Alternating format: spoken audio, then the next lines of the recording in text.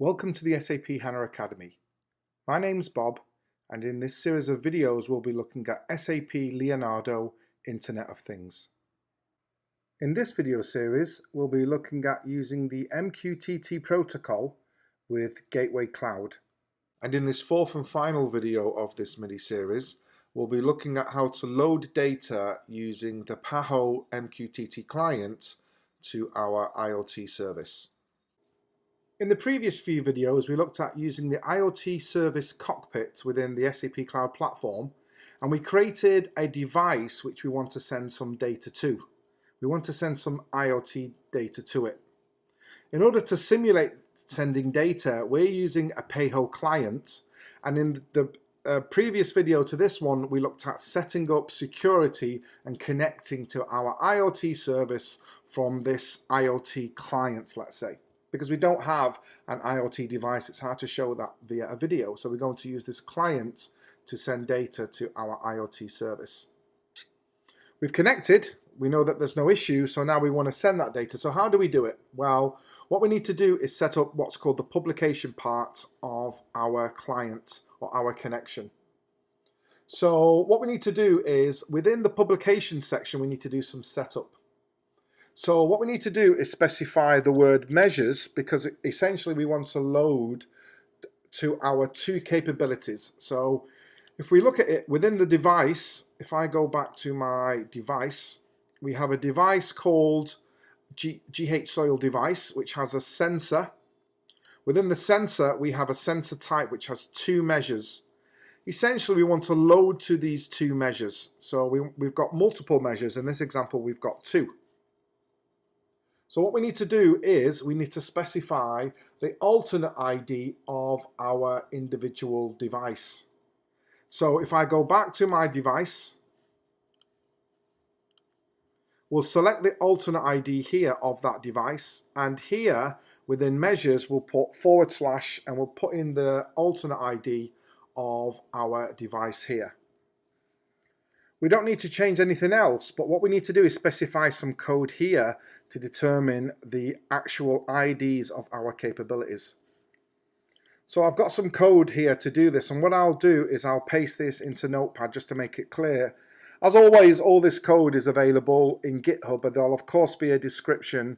There'll be a location with a description below this video series of where this code is available. So just to explain how the code works, it's a little bit of JSON. All we're doing is got three parts to it. We're specifying at the top the alternate IDs of our two capabilities, the alternate ID of our sensor, and then the values we want to simulate when we're sending to our device. Very simple. So let's firstly go and get the two alternate IDs, one for the soil pH and one for the soil moisture. Of course, I'll go back, I'll go to my capabilities, and here we've got those alternate IDs. So if I go and select the alternate ID here, firstly we'll deal with soil moisture. Again, it's best to do this in Notepad, it's just easier to remember actually what you've done. So that's the alternate ID here. And then I'll get the alternate ID of the soil pH, which is this one. And again, what I'll do is I'll paste this here. So we've got, this one is pH. So if I go back to my device, so it's this one, yep. And then this one is the alternate ID of moisture. These are the values that will be sent. So we've got 7 and 35. So the last thing we just need to select is our sensor alternate ID, which again is connected one-to-one to that physical device or our device.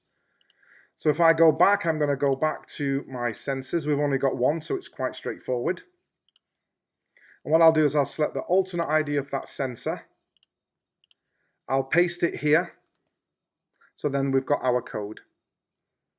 So now that we've done that, we can copy this code. We know it works, or we know it makes sense, and then I'll paste it in here as my message. So again, it's a good idea to do it here in Notepad just because the box is bigger and it's clearly to see if you make any errors when it comes to your syntax. Again, we're going to be loading 7 and the value 35 as well. So if I go back, of course, all we need to do now is publish. So we've published those two measures to our IoT service. So how do we know? So if I go back to my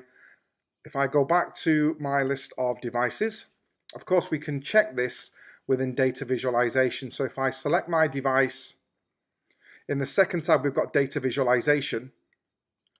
If I select my one sensor, we need to select our capabilities. So when it comes to data visualization, we can select one or multiple measures, as you can see here, and it will be displayed in the form of a line chart, or of course you can just return the values. And here you can see the value for soil pH is 7 and soil moisture is 35. Of course, the real test is to go back to the PayHo client and just quite quickly change this. I'm going to change the measure to 8 and this other measure to 32, for example. Publish, we've published a second message, and if I go back to data visualization and refresh, we should see that of course the values changed, which is more dramatic if we click on our table, as you can see here. So quite simply, you can see you've got the date or the second when the message was sent, the capability. This is just the name in my simple example with the value, the name of the actual capability and the value of that capability when we sent. And again, you can view it as a line chart or you can view it in the form of a table. So to summarize, what we did in this small video series is we looked at creating a new data model using the IoT service cockpit. We then onboarded this device with Gateway Cloud using MQTT protocol. We did that with our component management. Again, we use that MQTT protocol here. We sent data with PayHo MQTT client, as we did here. And of course, lastly, what we did is we viewed the results of our device within the data visualization tab, as you can see here. A very simple test, but what we've established is the protocol in which we send data to our IQTT service. And even though this data visualization tool is very basic, of course you might want your application to be able to read the values of the data that's been ingested into IoT service.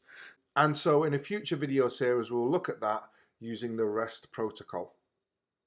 Now in the next video series, instead of using the MQTT cloud gateway, we're going to be using Edge, the Edge gateway. So this means that we can install the Edge component on a Windows remote desktop, for example, and then all communication from your various devices goes to that single Windows remote desktop, and that single remote desktop then communicates with your IoT service. You might want to do this for security reasons, for example.